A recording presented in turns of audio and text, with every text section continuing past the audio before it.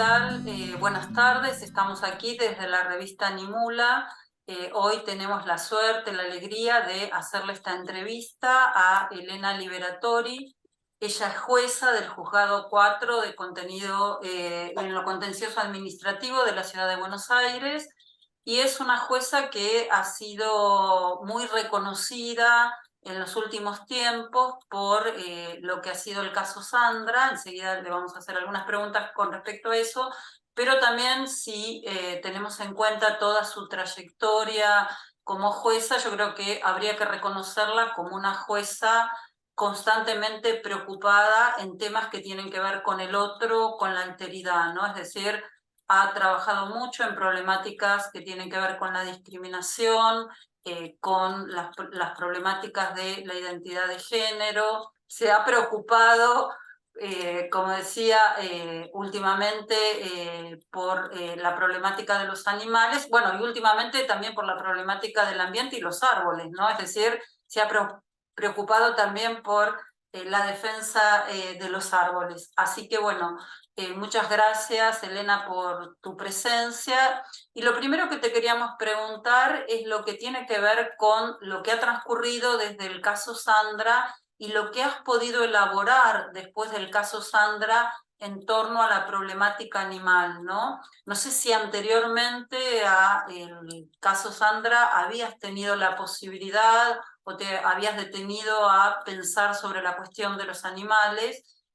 Nos gustaría eso, ¿no? Si fue a partir del caso Sandra que te preocupaste de esa cuestión y después del tiempo transcurrido, ¿qué problemáticas has ido elaborando y pensando a partir de todo lo que pasó?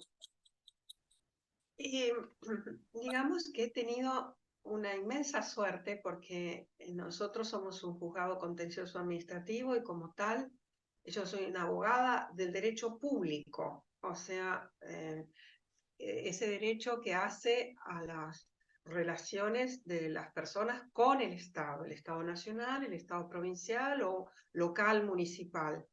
Esa es mi especialización en la UBA y, y también doctorado. He estado en la cátedra, o sea, he sido docente 20 años en la UBA, siempre en el derecho público.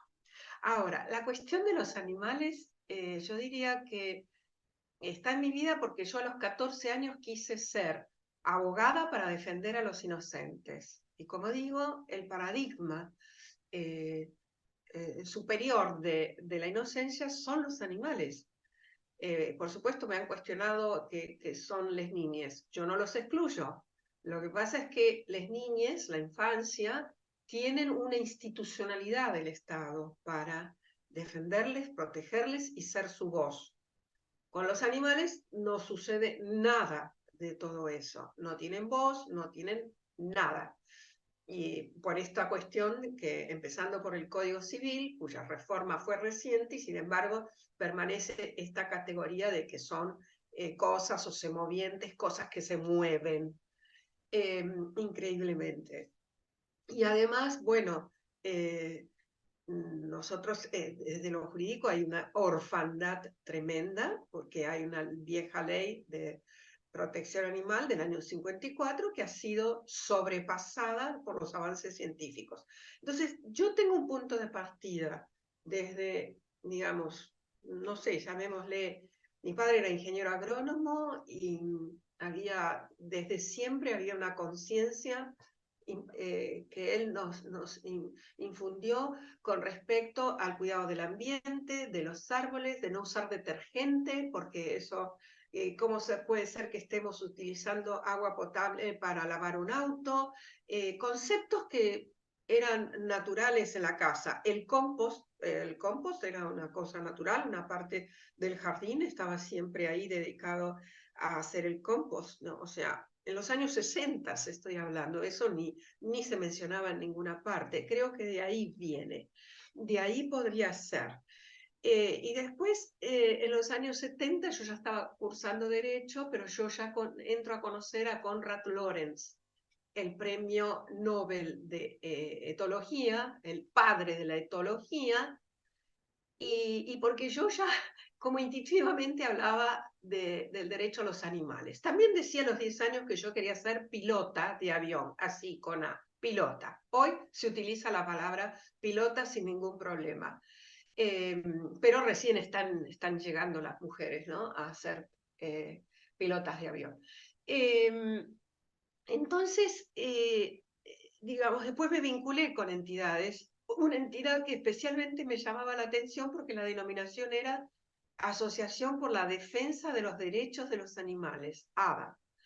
Yo ahí trabajé unos años, Marta Gutiérrez se llamaba la presidenta, no sé si la recuerden, y también recuerdo que en la época de Alfonsín, ya profesionalmente, yo también como abogada, porque yo ejercí la profesión muchos años, en la especialidad en Derecho Público, y entonces me acuerdo que hubo un impulso me acuerdo el secretario legal y técnico del presidente Alfonsín, que era Jaime Malamud Gotti, un penalista reconocido y profesor de la facultad, pero no se llegó a nada. O sea, de alguna manera, por una cuestión personal, o sea, sí, nunca visitaba los zoológicos, desde pequeña siempre, en mi casa se comía poca carne, pero una vez a la semana aparecía. Y eso eran unas peleas importantes, porque yo empezaba a ver en el plato y se lo decía a mi madre, acá hay nervios, acá hay venas. O sea, yo veía en el plato al animal. Pero esto, bueno, esto ya como una cuestión personal, porque mi hermana es, digamos, carnista. Y lo de Sandra, bueno, lo de Sandrita fue una cuestión que vino con el destino, con el destino. No fui la primera jueza del caso Sandra, yo fui la 10ª jueza. Todos quienes me antecedieron eran jueces penales. Yo soy jueza contencioso administrativo. Por eso a veces se confunde de que lo mío fue un habeas corpus. Lo mío no fue un habeas corpus, que no es una vía procesal que tengamos en el fuero contencioso. Lo mío fue un amparo, el de la Constitución de la Ciudad de Buenos Aires, para todos los habitantes de la ciudad de Buenos Aires. Entonces, ahí habría una primera cuestión interesante que en realidad nunca se habló, aunque yo convoqué, cuando vino el expediente, yo convoqué al asesor tutelar de entonces. Era como que estaba tentado, el profesor de Derecho Civil en la facultad y demás, estuvo como tentado, pero no logré incorporarlo al expediente como asesor tutelar a favor de Sandra la orangutana. Y tuve una inmensa suerte, producto de un montón de otras casualidades. Por ejemplo, somos 2 fueros todavía en la justicia de la ciudad, que el lunes estamos cumpliendo 23 años, el Día del Ángel de la Guarda, que estamos cumpliendo de ejercicio en este cargo, y ahí dice que toda vez que se demanda al Estado o algo, o alguna entidad que sea del Estado Ciudad de Buenos Aires, corresponde la competencia nuestra. En este caso, como el demandado era el zoológico de la Ciudad de Buenos Aires, la Ciudad de Buenos Aires, el gobierno de la Ciudad de Buenos Aires, entonces vino esta sorpresa enorme en un juzgado donde tenemos desde amparos de salud, de remedios, cuestiones de hospitales, cuestiones de vivienda. Tenemos una secretaría hace 12 años nada más que destinada a la cuestión de los derechos económicos, sociales, culturales de los barrios vulnerados, una denominación que me enseñó la antropóloga.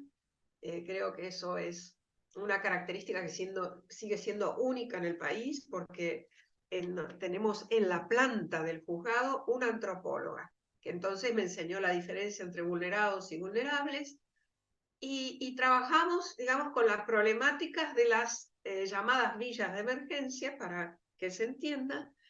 En ese contexto, cuestiones tarifarias, ni hablar, cuestiones tarifarias, y también en el 2009, cuando aparece Las Marisas, 2 mujeres por un tema de fertilización asistida y de tener un hijo, digamos, el primer caso así de comarentalidad. y también Florencia de la B con el amparo por su identidad autopercibida. Entonces, acá viene un tema, y me alegro mucho de estar aquí con Mónica y poder decirlo, porque yo sentía, mirando mi propia perspectiva de trabajo como jueza, de que qué tenían que ver los matrimonios igualitarios, la identidad, las paternidades y maternidades subrogadas y todo eso, que son además materia de derecho civil, se ha dicho.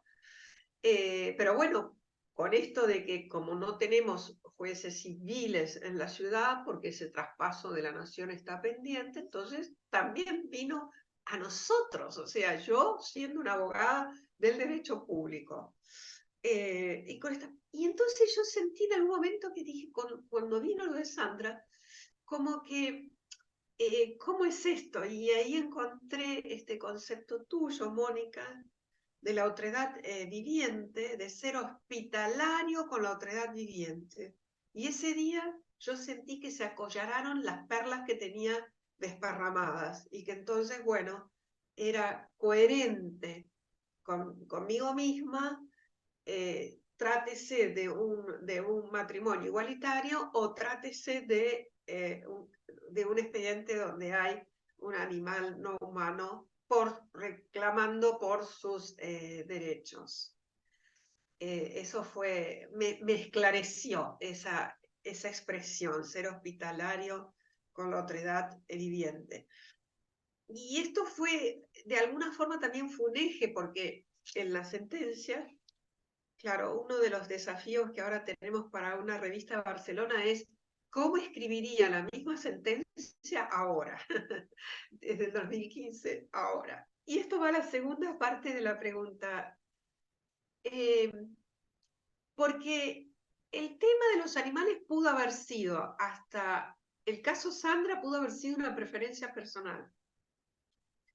Siempre lo digo, esto es otra cosa, no es que bueno, hay gente que no le gusta, que no los ama, pero no está exento de que los respete.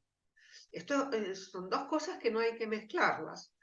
Entonces, a partir del caso Sandra, yo empecé a conocer gente, como ya en el 2015, bueno, Temple Grandin, que le dan el honoris causa ahí en la UBA, en la Facultad de Agronomía, y empiezo a ubicar gente y libros, y una filósofa francesa, que es ahora se me escapa el nombre, con un título y una foto de la tapa del libro, que ella está enfrentada así a un perro bien de estos peludos y diciendo como la pregunta, estos extraños seres, los animales, ¿no? No me sale ahora el nombre, se me escapa, la filósofa francesa, una persona grande. Y empecé a encontrarme, yo no conocía en el 2015, me entero al año siguiente, cuando muere Stephen Hawking, de la declaración de Cambridge del 2012. Del 2012, pues claro, no estábamos, a ver, en el trabajo nuestro, más las ejecuciones fiscales, o sea, son los expedientes donde el gobierno viene a cobrar a la gente los impuestos que no paga. Ese es nuestro contexto diario de trabajo, cuestiones sociales, pero la cuestión animal no había sido ni abordada así, estudiada por ninguno de nosotros. Nosotros lo único que hicimos es empezar a convocar, tenemos permitido por el Código Procesal a las universidades nacionales. Entonces, bueno, y esto es increíble, porque piénsese que cuando estamos con el caso Sandra, que nos llevó desde marzo hasta octubre, nosotros estamos con todo el resto del juzgado funcionando. De hecho, yo ese año saqué un caso terrible, que venía de los años 80, que vino rodando, que es la revocación de la concesión que hace el intendente Saguier, de la primera ahí, empezando la democracia, la revocación de Parques Interama. de la concesión de Parques Interama, un caso de corrupción emblemática que estaba incluido en los 500 casos del tema del estudio de la deuda externa que hizo Alejandro Olmos, hoy es su hijo el que continúa con eso. O sea, yo a la par, en ese mismo mes de octubre, yo saco la sentencia Sandra y sale el caso Parques Interama, que hubo que hacer toda una unidad de estudio porque los expedientes papel ocupaban toda la biblioteca y teníamos una oficina tipo búnker con todas pizarras en las paredes para hacer un quién es quién, porque era imposible de entender toda la historia que había habido en esa revocatoria de concesión. Eso sí que era un tema de mi expertise, la revocación de la concesión de Parques Interama, pero me refiero a que todo el juzgado siguió funcionando, o sea, yo no podía dedicarme a, de pronto, estudiar derecho animal, y desconocía, en todo caso, por dónde empezar. Lo que nos salvó y que creo que sigue siendo, no porque yo lo piense, sino porque me lo dicen, lo que nos salvó es aferrarnos en el trámite del caso al componente científico que nos dieron las facultades de veterinaria de La Plata y de Buenos Aires. Entonces ahí empezar a trabajar biólogos, veterinarios desde ya, especialistas en comportamiento animal, y entonces empezar a escuchar de ellos. De hecho, hay una anécdota muy graciosa que lo cuenta digamos, de los científicos. Hoy es un amigo e integra el equipo judicial Sandra, que es Ricardo Ferrari. Hay una cosa muy graciosa porque yo quise demostrar ser hospitalaria con una super audiencia que no teníamos ni los ámbitos físicos para hacerla. Entonces esos días el juzgado no trabajaba y todo el ámbito de trabajo se dedicaba a recibir a la gente porque, bueno, vinieron muchísimas personas a esa primera audiencia. Entonces, para ser hospitalarios, con decir, bueno, estamos dispuestos a escuchar esto y ver de qué se trata, pusimos unas computadoras con unos documentales de Nat Geo, de estos documentales de... Claro, cuando aparece Ferrari, que es así como un personaje muy disruptivo, eh, dice, ¿pero qué es esto? Claro, después lo entendimos. Eso tampoco nos enseña qué es un animal, porque es el animal filmado en un día determinado, en un momento determinado. Y solo con eso tampoco sabemos lo que es un animal. Entonces, digo, saquen todas las computadoras, porque evidentemente, claro, éramos absolutamente...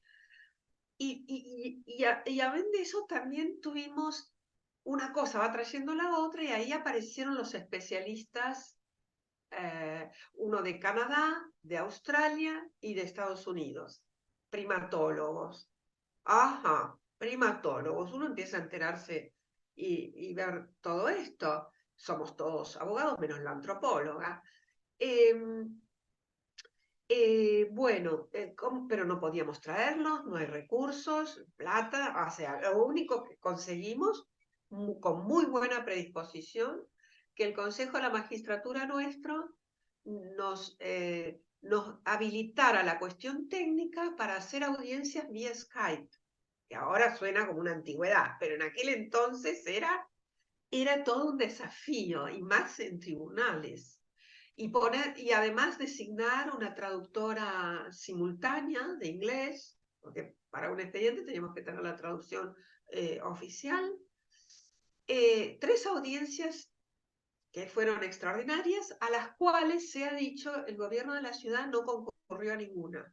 O sea, yo me acuerdo que en aquel entonces el procurador del general de la ciudad, el jefe de los abogados y abogadas que defienden al Estado ciudad demandado, era el doctor Julio Contegrán, que hoy es una persona conocida, es el jefe de fiscales en la provincia de Buenos Aires.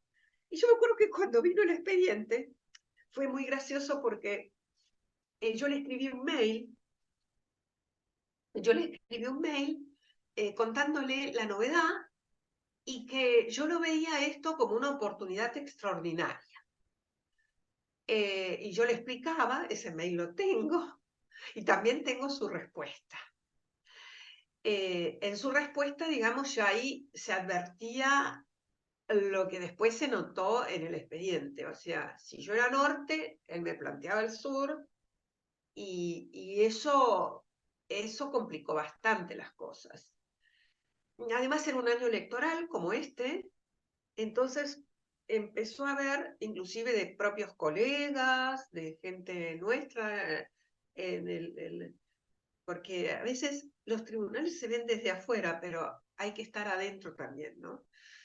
Hay una realidad interna, por eso también la independencia judicial no solo es con respecto hacia el afuera, sino desde adentro, ¿no?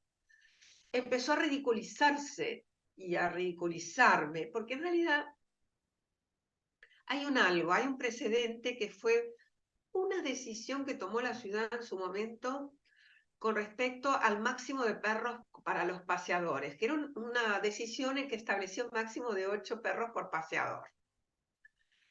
Y yo es la primera vez que ahí entonces yo convoqué al creador de la cátedra de etología de la Facultad de Veterinaria, que yo lo venía siguiendo mucho por esta cuestión personal de que estos temas siempre me interesaron, que es el doctor Claudio Gersovich Lis, que él era la persona a la que se consultaba y se escribía, y yo lo llamé a él como amicus curiae, que es esta figura que tenemos en los tribunales para llamar a los expertos y que nos den una opinión. Entonces, yo me acuerdo que en ese entonces hacíamos cumpleaños de los colegas, entonces estábamos en un lindo restaurante, en aquel momento éramos 12 jueces, y todos se reían de mí porque decían, ¿a quién otra le pudo tocar ese amparo de los perros? Y le tocó a Elena y entonces se reían. Porque, en el 2015 también se reían con una cosa tremenda, y por eso lo aclaramos, con una cosa tremenda porque decían, bueno, ahora quiere decir que la mona, porque además era esta cosa bien despectiva, la mona. De hecho, hay un colega que hoy en día es juez civil, civilista él también, pero estaba en el fuero nuestro, que en la revista La Ley publica un artículo denominado La mona vestida de seda, puntos suspensivos. Esto fue mientras la causa estaba en trámite.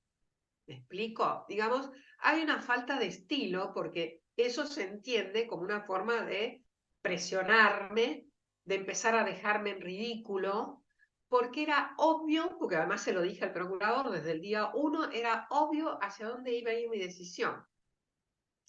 Pero también, también me vi invitada por los 3 integrantes de la Casación Penal Federal, que yo decía, ¿qué hago yo acá en Comodoro Pi? ¿Qué abogado y abogada quisiera tener, tener la posibilidad de hablar con 3 jueces de la Cámara de Casación Penal Federal? Y estoy yo acá invitada por ellos con un café y además preguntándoles qué hago yo acá, por qué me llamaron.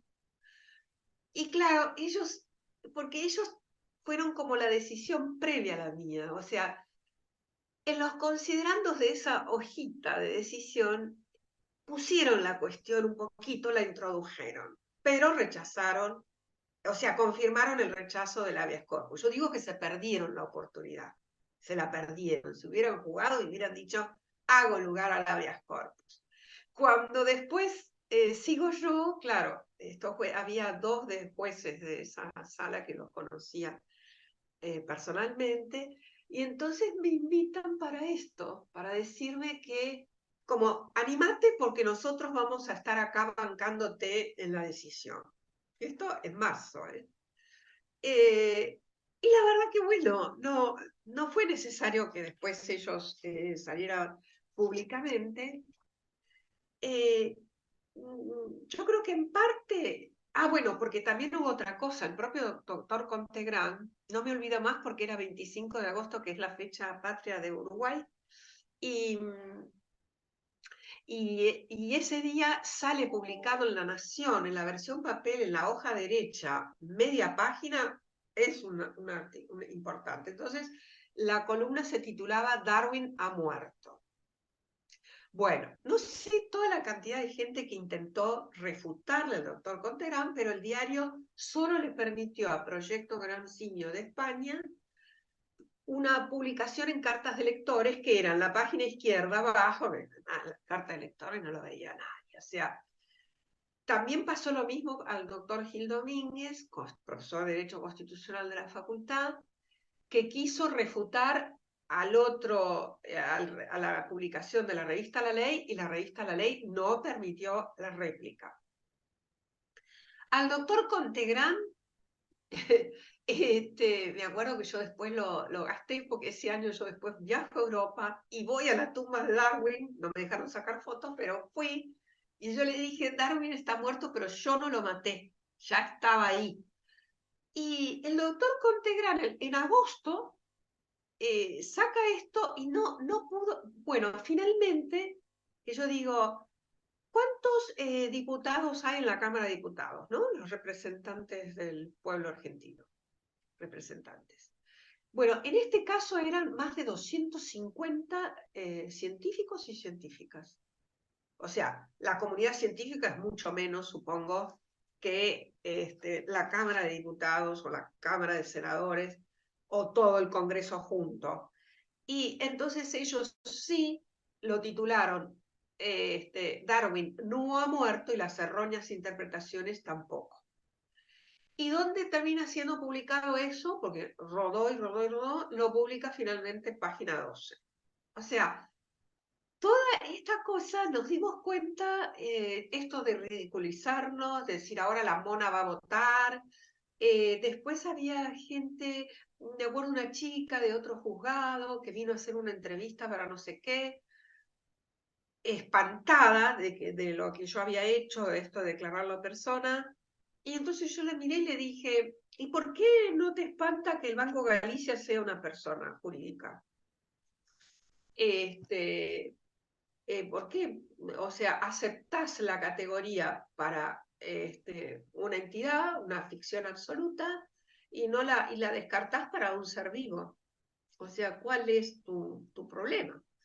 El problema de ella, evidentemente. Después no sé qué habrá publicado.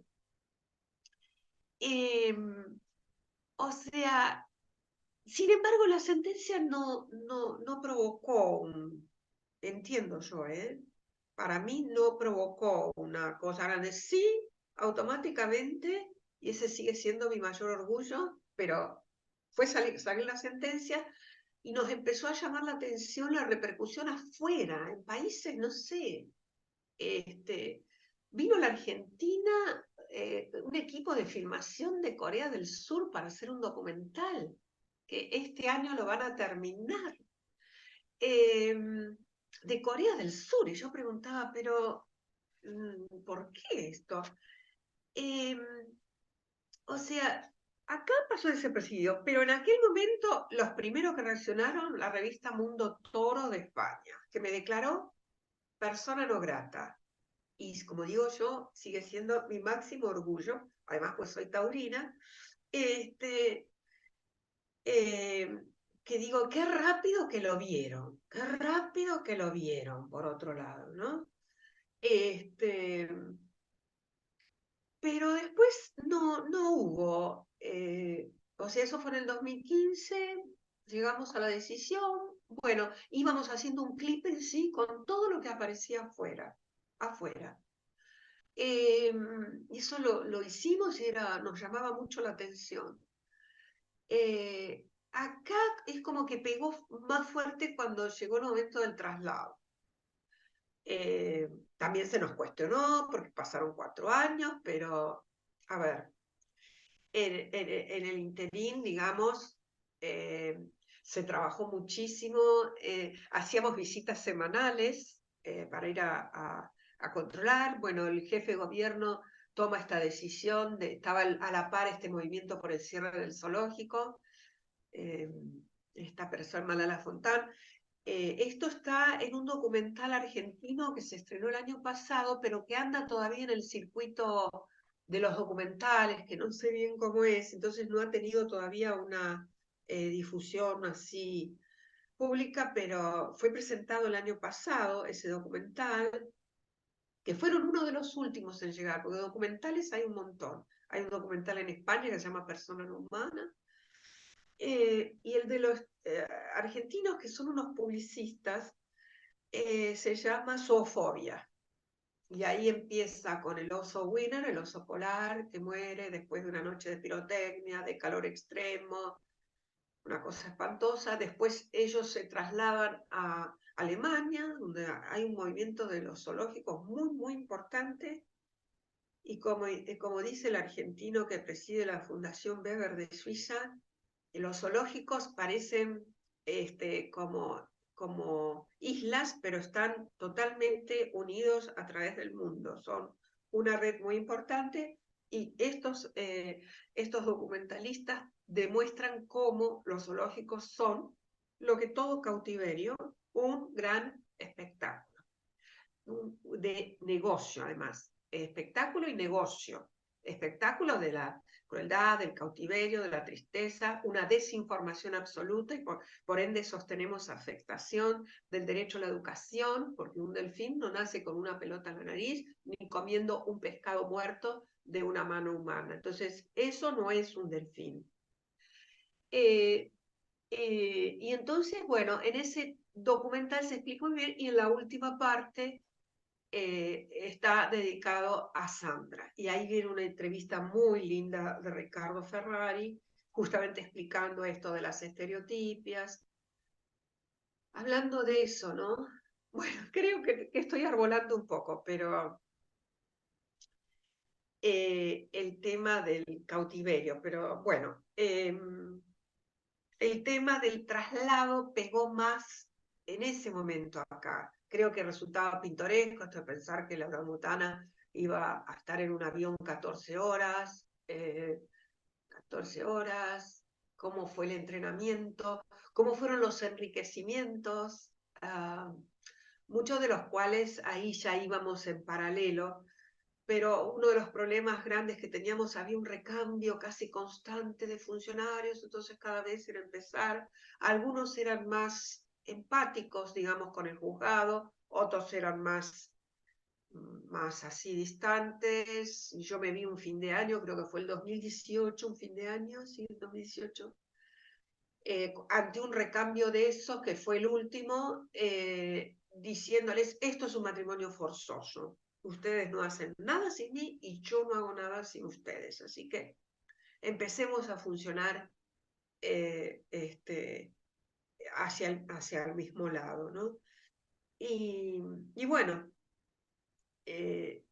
todas las circunstancias del traslado fueron muy arduas, de mucho trabajo. Nos hemos encontrado diciéndoles que si algo iba mal allá por culpa profesional, nos íbamos a encargar de que perdieran la matrícula. Porque una nube negra que tuvimos sobre la cabeza todo ese tiempo es que si algo pasaba con Sandra allá, la eutanasiaban. También después nos enteramos, después que, digamos, la empresa transportadora fue American Airlines, que American Airlines estuvo a punto de no hacer el traslado, con todo lo que implica eso, porque había que buscar la misma época climática, entre aquí, allá, los preparativos, los estudios médicos, porque igual que con los nuestros, todos los análisis se vencen. Después nos enteramos que la empresa casi se echaba para atrás. Después lo publicaron en la página, cuando lo hicieron, lo publicaron en la página institucional, pero el pensar que si algo iba mal, teníamos ese destino, fue una pesadilla de 4 años y medio. Fue una pesadilla.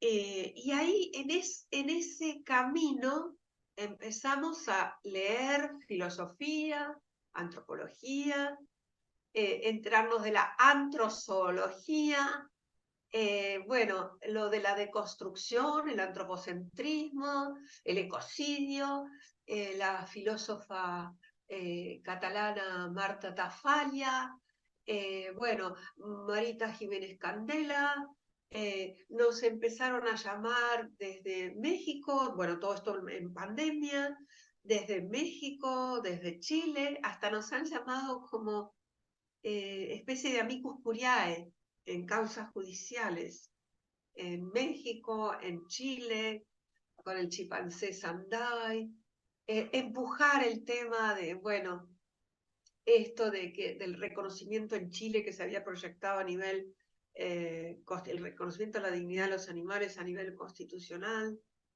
qué duro está eso. Y empezamos entonces, claro, a descubrir cosas maravillosas y trabajo, la Animal Law Conference. Entonces descubrir que en una sentencia en Pakistán estaba citado el caso Sandra, en un caso en la India, o sea, entonces decíamos, ¿y cómo, qué hice yo? Me pregunto a veces, ¿pero qué hice yo? Y a mí me costó entender eso, durante mucho tiempo, porque a mí me parecía una obviedad, esa es la verdad. Yo partí del hecho de que para mí era una obviedad lo que estaba diciendo. Un poco coincidiendo con Raúl Zaffaroni, cuando en el libro de la Pachamama, en la primera página pone abajo, en la nota al pie, enumera un montón de nombres de sus compañeros de cuatro patas y dice, ¿acaso puedo pensar que no tienen ningún derecho? De ese libro es lo que recuerdo. Y también ver en ese pequeño, enorme libro otra vez el tema de, bueno, cómo ha sido considerada esta cuestión, la sentencia de Islamabad, la de Pakistán.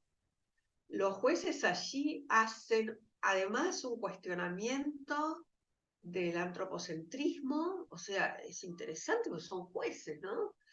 Y hacen también el de la India, hace una referencia hasta los libros sagrados, Upanishad, del hinduismo, donde los animales eran,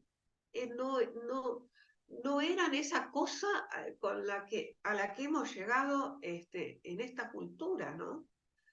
En esta parte del mundo.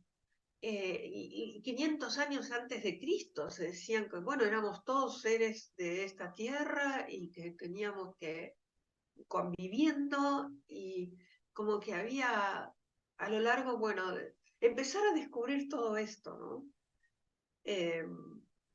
Y también, bueno, empezar a ver estos casos como el de Estrellita en Ecuador, o el León Quibú en Costa Rica, donde también nos citan, pero ya uno empieza a ver otras elaboraciones, ¿no? Jurídicas. ¿Cierto? Y yo a veces, si yo vuelvo a leer, no la leo porque considero que esa sentencia de 2015 es, ¿cómo se podría decir?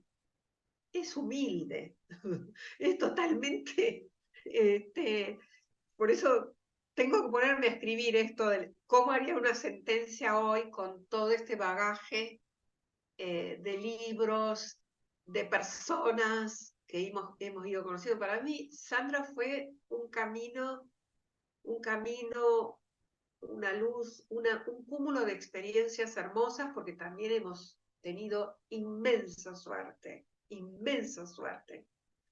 de que tengamos para exhibir un final feliz, que no, o sea, en los casos que vamos viendo, no tenemos eso.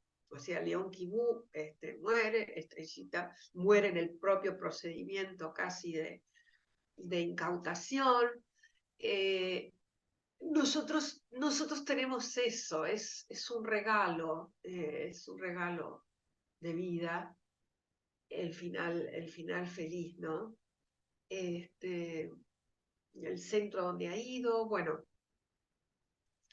el centro, nosotros también ahí, el lugar donde ella está, no fue una elección nuestra, no. allí se estableció como un pliego de bases y condiciones, se estableció un pliego. Había 3 postulantes, 3 lugares distintos, Brasil, España, bueno, estaba el propio de Florida, que no lo hice yo, eso lo hicieron la gente de las universidades. Y entonces, bueno, quien aplicaba quien más reunía los requisitos, ese iba a ser el lugar. Lo terrible es que Estados Unidos era el país más exigente en cuanto a requisitos, pero si Sandra hubiera ido para el espectáculo o la experimentación, los requisitos bajan a la mitad. Eso me resultó devastador, ¿no? Devastador. Después, por ejemplo, con la gente de Brasil, afrontamos el tema de ir a conocerlo, de decir, bueno, vamos a ir a conocerlo, está cerca. Nos dejaron con el pasaje en la mano. En la mano. Era para diciembre, para esa época. Nunca supimos exactamente por qué, pero bueno, tampoco aplicaba en los requisitos, ¿eh? No había personas. Una de las cosas, me acuerdo que no había personas primatólogos, digamos. También tuvimos dudas con respecto a la continuidad, porque parece más bien como un lugar privado, que decíamos, bueno, si esta persona no está más, ¿qué pasa con ese sitio? Ay, la otra nube terrible es que, bueno, detrás de los santuarios hay gente que esconde la experimentación farmacológica. Entonces, eso también, bueno, a ver cómo vamos a asegurarnos esto, ¿no? Es un cúmulo de sensaciones, de saberes nuevos y de todos estos conceptos nuevos, ¿no? Esto acabo Lena, de... Sí, perdón. te quisiera hacer una pregunta así un poco retomando dos cosas que dijiste.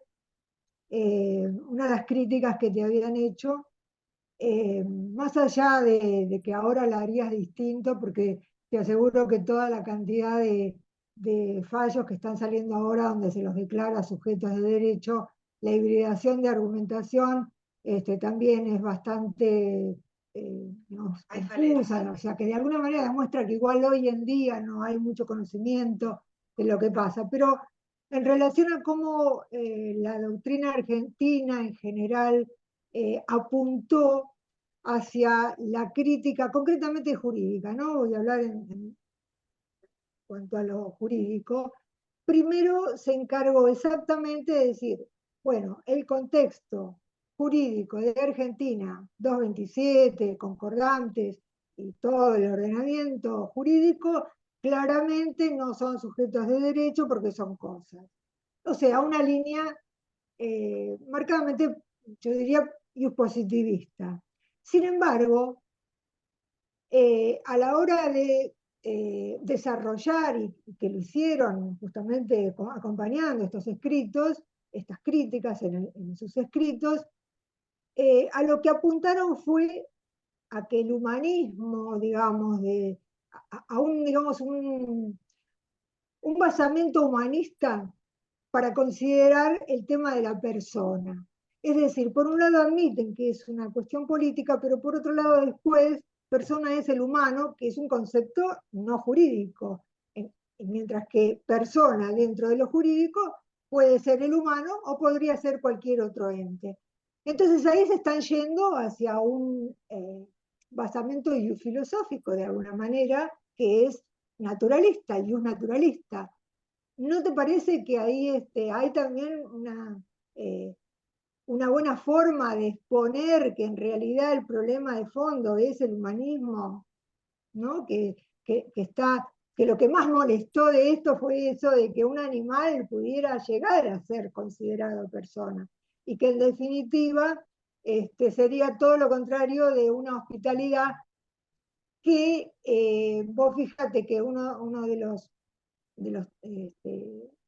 doctrinarios que apuntan a esta línea, están y es lo primero que siempre dicen, que bueno, que tampoco es necesario, si van a ser declarados sujetos de derechos, aunque no sean personas, o sea, ese lugar en el medio, inestable, que está ahí, eh, si de lo que se trata igual es seguir bajo el régimen de los bienes, de la propiedad, para venderlos, comprarlos, porque los vamos a seguir comiendo, dicen, eh, bueno, ¿por qué no dejarlos en la categoría de objetos, pero reforzar las leyes contra el maltrato y la crueldad? O sea, en definitiva, la posición que nosotros estamos queriendo cuestionar.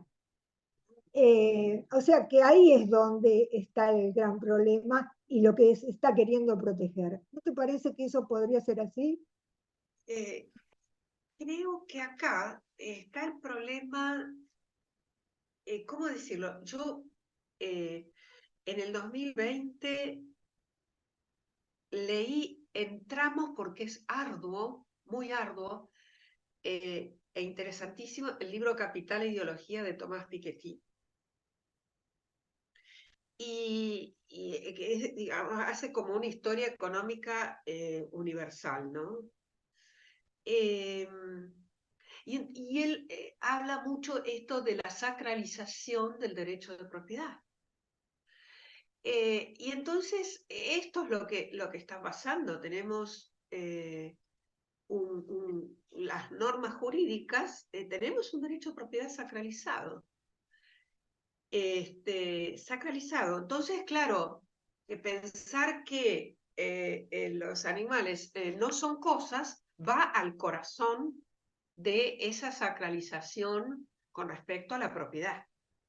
Hoy estaba mirando lo de la declaración de la dignidad animal que va a ser el 2 de noviembre, y entonces digo, a ver cómo es esto, ¿no?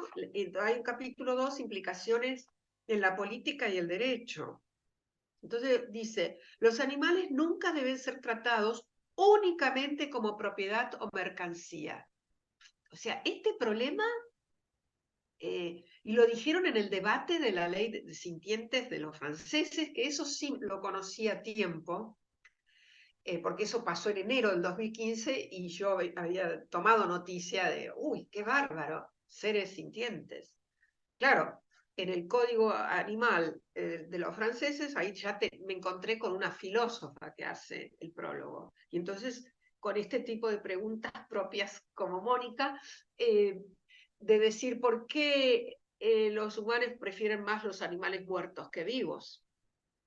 Y en el debate, cuando dicen, sí, seres sintientes, pero no pudieron llegar, no pudieron salir de ahí porque, claro, yo digo, bueno, perfecto, ¿no? Empezamos a decir los caballos, seres sintientes, personas con derechos. ¿Qué pasa con los que juegan polo?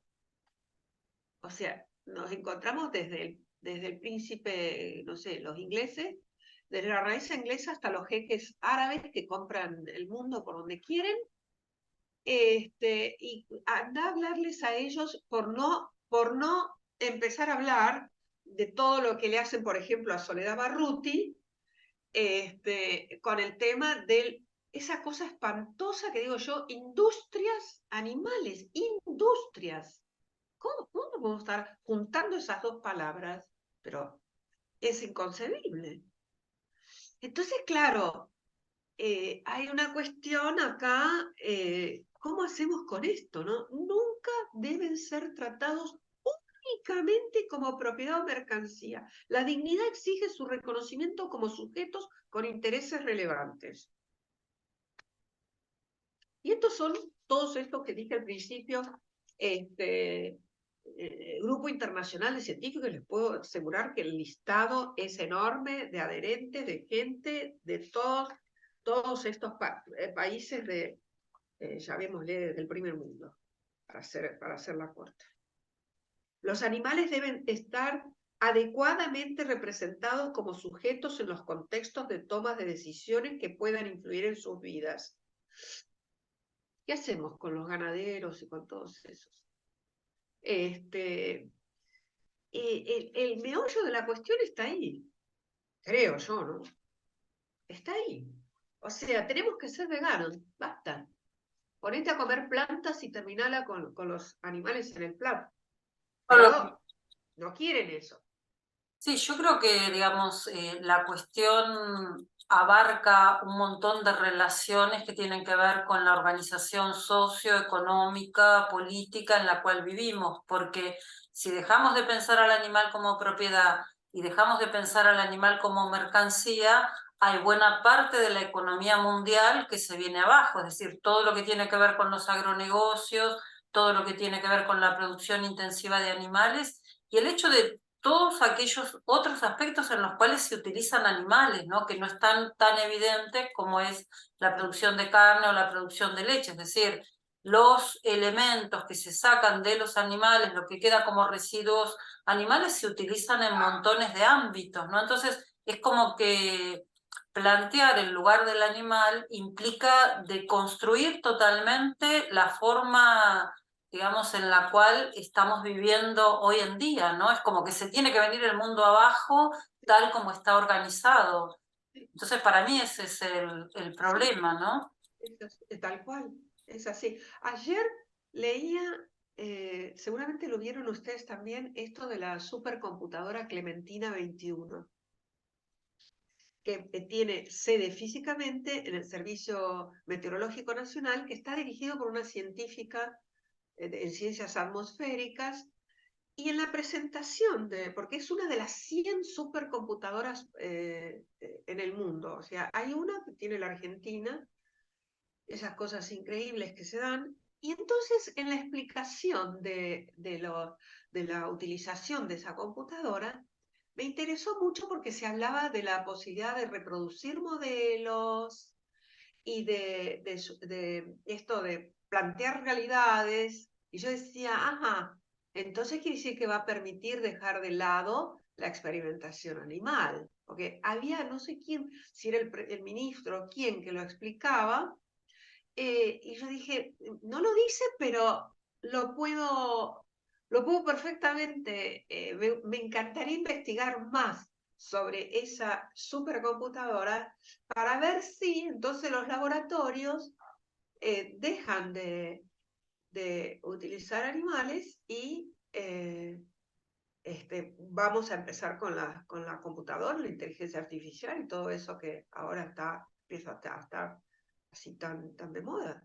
Es que hay muchas técnicas de reemplazo. Lo que pasa es que también hay que tener en cuenta que hay todo otro negocio que tiene que ver con los bioterios, con todos los elementos que se utilizan, digamos, en relación a los animales en los laboratorios. O sea, como que siempre la cuestión pasa por el hecho de la ganancia, ¿no? Sí. Sí, y también, perdón, y también la cría de animales para laboratorios que ya están modificados genéticamente y nacen con una enfermedad. Y acá en Argentina incluso se exportan esos animales. Y ahora también todo el tema de las, digamos, posibilidades para trasplantes, para que den Esto que apareció no, ahora en estos días, sí. sí, que hace mucho que vienen trabajando con eso, bueno, pero que nos va marcando cómo en realidad las leyes que tienen que ver con la regulación de la experimentación no han servido, porque son del siglo XIX y no han servido sino no solamente en esto, ¿no? Tampoco en los aspectos relacionados con la alimentación, pero quiero decir que después de esas leyes se ha intensificado la explotación animal, especialmente en la industria agrofarmacéutica, que es la peor. Eh, Así que creo que nosotros tendríamos que empezar a ponernos un poco más firmes entre todos los que estamos en esto, como para no coquetear, ¿no? Con esas cosas. A mí me parece muy interesante que uno sepa que cuando se dice, bueno, esto no lo podemos prohibir, pero eso no quiere decir que haya que regularlo. Hay otras salidas, hay, por ejemplo, tratar de prohibir ciertas cosas, manejar la parte de impuestos, trabajar en proyectos educativos, es decir, hay toda una serie de cosas que se pueden hacer que nos sacan de esa opción en las que pretenden ponernos, por ejemplo, los experimentadores, ¿no? Que es aceptar que esto es así y si ustedes quieren es así, y no podés presentar conflictos sobre la experimentación en sí misma, que además lleva la carga de la antivivisección científica, ¿no? De la cantidad de científicos que se oponen, pero ya por razones humanas, ¿no? no por razones científicas, pero no éticas, más allá de lo ético. Entonces, si no juntamos todas las fuerzas hacia ese lugar, bueno, obviamente van a tomar los que se sienten en una mesa de trabajo lo que más les convenga. Y eso es responsabilidad también nuestra. Sí, sí, sí, tal cual. Importante esa referencia que hiciste al pasar el tema educativo, ¿no? Esa es otra cosa. Ahí está el tema cultural educativo. Eh, yo estoy azorada ahora que en la familia hay peques, ver los dibujitos animados. O sea, de pronto una, un dibujito de persona humana cabalgando un ave, volando sobre un ave. O sea, no aparece el caballo libre en ningún momento. Siempre está, yo digo, los chicos nacen pensando que el caballo tiene que tener un humano arriba. Y está tan arraigado eso, que yo me acuerdo que mi sobrina, yo no tengo hijos, pero tengo dos sobrinas, digamos, eran chicas, pero ya grandes, tipo 10 11 años, ¿no? Y entonces yo siempre decía que iba a tener un caballo, pero que iban a poder subir arriba si él los dejaba. ¿Cómo se enojaban? Se enojaban con eso. Le digo, sí, porque él va a ser libre, va a estar ahí, que coma florcitas, que coma pasto, que venga a ver por la ventana si me roba alguna cosa de la comida. Sí, va a estar así, ¿por qué no? Y se enojaban. Entonces, ahí ya yo me desespero con este mundo Walt Disney, el Rey León. ¿Ma qué Rey León? Eso no. El reinado es un concepto político, social, de jerarquización encima contra la igualdad. Bueno, está la Revolución Francesa, ¿no? O sea, el tema de los libros de cuentos, esa es la otra. La vez pasada, todo bien, va una de mis sobrinas, yo le dije, me arrancá esa última página. Iba todo bien. En la última que aparece un circo. Ay, me dice, te juro que no lo vi. Es bueno, arrancar esta página, que siga mirando el libro, pero que esas páginas desaparezcan. Entonces, hay también hay un fenómeno de capilaridad que me preocupa enormemente. Yo hace un tiempo me lo encontré a Pablo Dugan, el periodista, ahí por Palermo, él yendo al estudio del programa, que cada noche sale con ese título Duro de domar. Duro de domar. Entonces, cuando se lo digo, pero o sea, la doma es un espectáculo violento, y es una violencia espectacularizada, y tenemos femicidios todos los días. Esto no lo digo solo yo, también lo dice el doctor Romero siempre que puede. Bueno, pero primero así, ¿no? Como una cosa, bueno, no sé qué, no sé qué. Le digo, no se trata de banalizar. Pensemos en sacar, pues, todas las noches tenemos ese programa y nadie se da cuenta, ya nadie se da cuenta de eso, nadie. Y yo me acuerdo que en ese entonces estaban publicitando este programa, una entrevista que Dugan le hace después a Cristina Fernández de Kirchner, a quien apodaron la yegua. Y todavía entonces, y decían, ay, porque si hay alguien así duro de domar, es Cristina. Pero yo decía, esto es espantoso, esta gente no entiende absolutamente nada. Y eso está ahí, y está ahí, y está ahí. Y yo me dije, bueno, yo a él se lo dije. Tengo la vez pasada también a través de otra persona, le digo, decirle que yo voy a jorobar y seguir con esta cuestión, porque pienso que no es menor, sino que ejemplifica esto de que, bueno, nos insensibilizamos, ya está. Y lo mismo pasa que, no sé, bueno, esto está estudiado, ¿no? Hijo de tigre no es lo mismo que ser una perra. Toda esta semántica, hay unos artículos hermosos, ¿no? Como la exaltación de la virtud masculina, identificándolo, ¿no? El águila, el león. En cambio, las hembras son como inferiores, ¿no? Hay unos artículos hermosos. Y también otra cosa que, eso debo admitir, fue como una cosa que me impactó mucho. Descubrí hace 2 años un artículo de unos... la autora no es inglesa, pero toma unas publicaciones en Facebook de un médico que se vuelve invidente y tiene una perra de asistencia.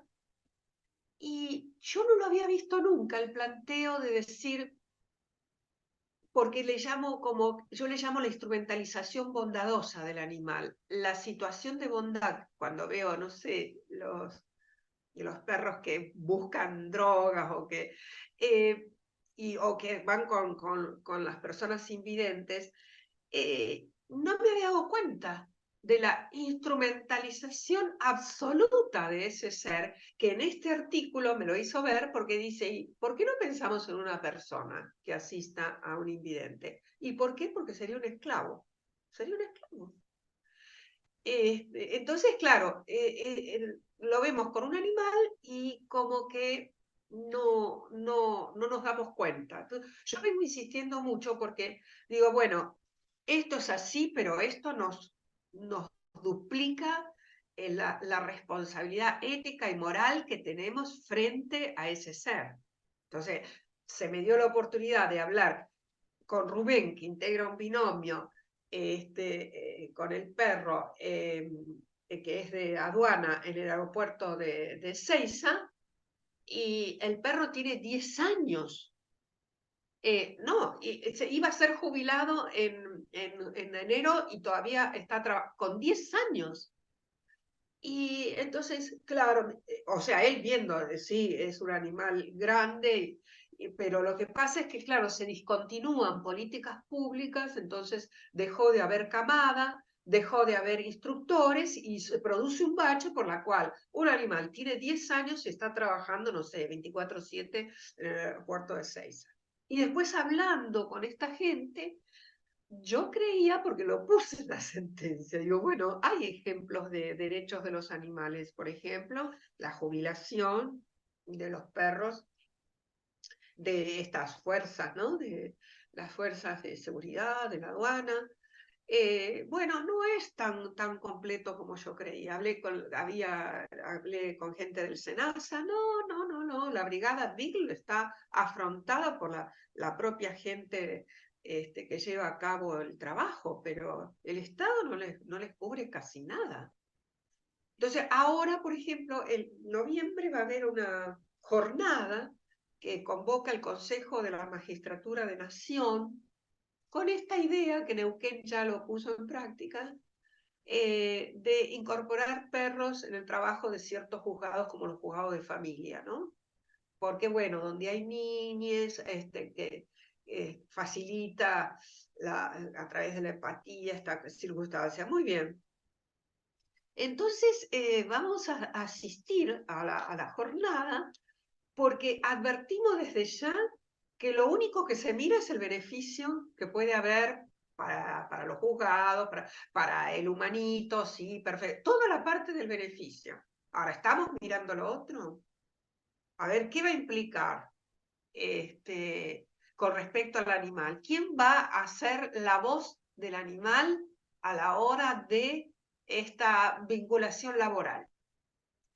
Yo en su momento, cuando puse el ejemplo de Peseta en la sentencia, que es un juzgado de familia en ese entonces Santiago de Chile, no lo había visto nunca eso, de que juzgados trabajaran con animales, lo vi por primera vez, me enteré de ese caso y por eso lo nombré, pero ahí se hablaba de que tenía vacaciones. Claro, sí, me imagino. ¿Y quién se va a hacer cargo de la vacación de quien toma vacaciones? ¿Y cómo van a ser? O sea, es infinito. Es una cinta de Moebius. Elena, ¿vos estarías de acuerdo que se sigan criando perros ¿Estarías de acuerdo en que se sigan criando perros, por ejemplo, en el caso de esta instrumentalización que vos hablas laboral, es absolutamente dependiente de los criaderos de determinadas razas, eh, y está absolutamente relacionado también con lo que hablaste antes de la explotación de los animales, ¿no? Que en este caso sería de los perros. Eh, ¿Vos cuál es tu posición al respecto? Eh, es difícil decirlo, ¿no?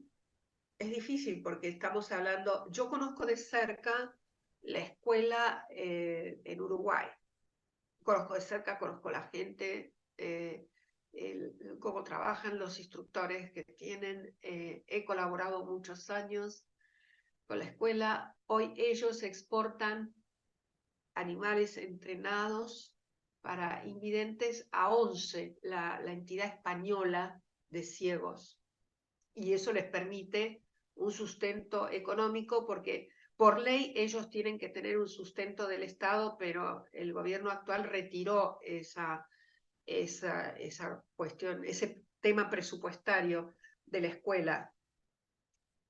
Y estamos hablando de chicos del espectro autista. Entonces, y uno ve, el otro día se jubiló Bilú, que yo lo conocí, la camada B, que es técnicamente la primera, ahora están en la camada Z, se entregan gratis a las personas que lo necesitan. Tengo un amigo periodista que es invidente y está con Coco, y entonces, ¿qué voy a decir? Que son personas invidentes y que no tengan asistencia, que son chicos autistas que tienen una mejora increíble a propósito de estar con estos animales. ¿Cómo hacemos eso? No, no, perdón. Una cosa es que alguien pueda beneficiarse de estar al lado de un animal y seguro que eso va a suceder.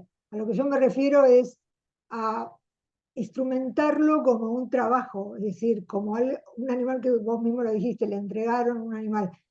Esto es totalmente independiente de que todos sabemos lo que es la relación con otros animales, ¿no? Y si nos beneficia a nosotros, también a cualquier humano, y mucho más si está en una posición, un autista o alguien que lo necesita específicamente, o porque está incluso lo internaron y no lo dejan entrar y sabe que se va a morir y no va a ver a su perro.